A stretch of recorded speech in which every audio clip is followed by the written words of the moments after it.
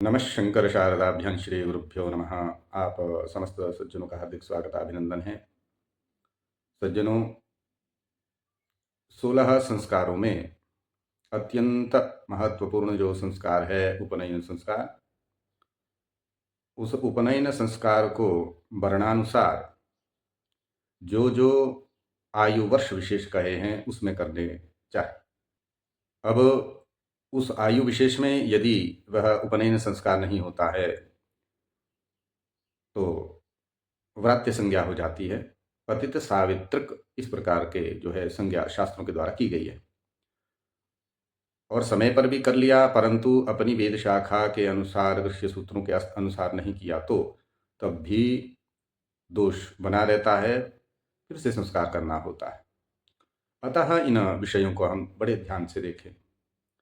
मुझे आज इस विषय पर कहना है कि जो हम उपनयन संस्कार करते हैं उसमें पद्धतिकारों ने क्वचित 3 संस्कारों को साथ में जोड़ा है। एक तो उपनयन संस्कार, उसके बाद वेदारंभ, उसके बाद समावर्तन, ऐसे उसने कुछ पद्धतिकारों ने जोड़ा है। तो सामान्य पुरोहित इस विषय को जान नहीं पाता है कि उपनयन जो संस्कार है वो पृथक से एक संस्कार है, वेदारंभ भी एक पृथक से संस्कार है, समावर्तन भी एक पृथक से संस्कार है। उपनयन के साथ वेदारंभ करने में कोई दोष नहीं है, उसको विधि विधान से करना चाहिए, परंतु वो जानकारी के अभाव में उस उपनयन के साथ वेदारंभ के साथ ही समावर्तन भी कर देते हैं, तो यह दोष आ जाता है। ऐसा होता क्यों है? सारे संस्कार जब समय पे होते तो ये अव्यवस्था नहीं आती थी। अब होता ये है कि अज्ञान कहिए अथवा आलस्य कहिए अथवा अपने कर्तव्यों से च्युतता कहिए, कुछ भी कहिए, कि समय पे जनेऊ संस्कार नहीं हो रहा है तो एक कुप्रथा चल पड़ी है कि विवाह के समय कर देते हैं। अब विवाह के समय में उपनयन होगा नहीं, फिर आप वेदारंभ कर रहे हैं, उसका क्या औचित्य है?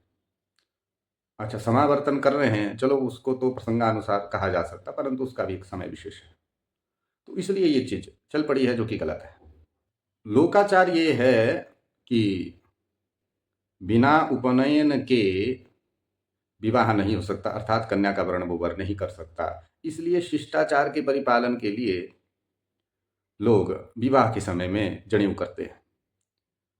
उसमें उनका ये विचार रहता है कि जिसका जनेऊ नहीं है वो विष्णु स्वरूप वर नहीं होगा और वह कन्या का जो है पाणी ग्रहण नहीं कर सकता, ऐसा शिष्टाचार जो है चलता है।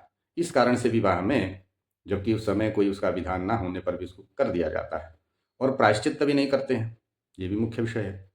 तो ये शिष्टाचार शास्त्र के विरुद्ध होने से मान्य नहीं है। यहाँ शास्त्र का ही आचार प्रथम रहेगा, प्राधान्य रहेगा। शिष्टाचार यदि शास्त्र का विरोध कर रहा हो तो वह शिष्टाचार मान्य नहीं है, ये आप सबको समझना चाहिए। इसलिए जो ये शिष्टाचार चला है कि जिसका यज्ञोपवीत संस्कार होगा वही कन्या दान लेगा, तो उसके लिए जो है उपनयन करते हैं, परंतु ना तो वह समय उपनयन का है, पहली बात तो प्रायश्चित करना चाहिए।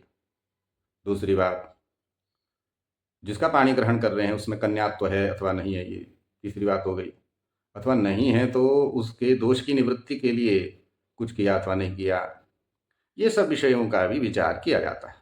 अब पद्धतिकारों ने एक साथ वो चीजें दे रखी है, उपनयन भी दिया है, साथ में वेदारंभ दिया और साथ में समावर्तन संस्कार दिया। सामान्य पुरोहित को तो ये बोध ना होने के कारण वो तीनों संस्कार कर देता है, उसका क्या औचित्य, केवल वो वहाँ प्रतीक मात्र रह जाता है। अथवा यूं कहिए कि उनके लोकाचार शिष्टाचार जो है वो करते हैं, परंतु यह शास्त्र विरुद्ध होने से मान्य नहीं होता है।